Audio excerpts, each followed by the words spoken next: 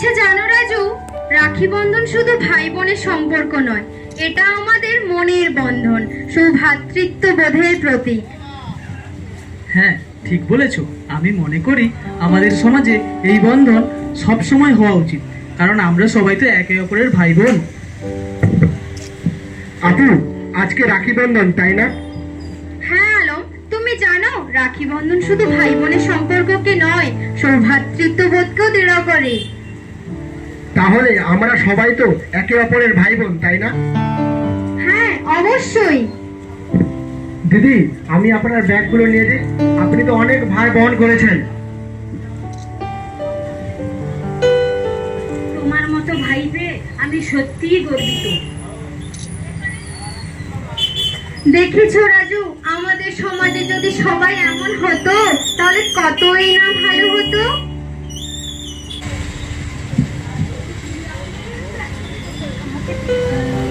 রাজু, এটা তোমার জন্য, তোমার আর আমার বন্ধুত্ব সৌভ্রাতৃত্বের প্রতীক।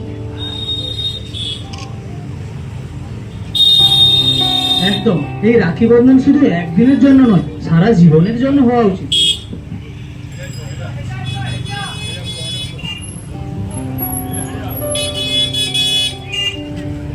আলম ভাই, এটা তোমার জন্য, তোমার ভালো কাজের জন্য। ঠিক এমনই ভাবে সারা জীবন সবার পাশে থেকো।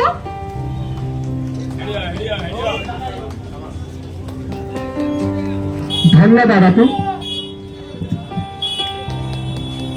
আলম ভাই, রাজু, তোমাদের একটা কথা বলি শোনো।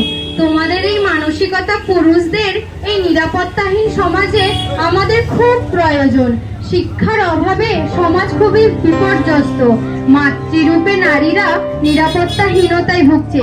এসো আজকে আমরা শপথ করি, আগামী দিনে ভবিষ্যৎ প্রজন্মকে একটা সুন্দর পৃথিবী উপহার দেওয়ার চেষ্টা করি।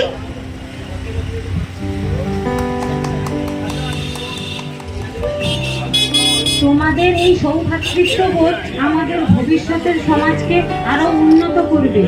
জাতি, ধর্ম, বর্ণ নির্বিশেষে এবং সমাজের সব নারী পুরুষ পরস্পরের প্রতি সম্মান ও শ্রদ্ধা রেখে সৌভ্রাতৃত্ববোধের এই অঙ্গীকার সুদৃঢ় হোক, এই কামনা করি।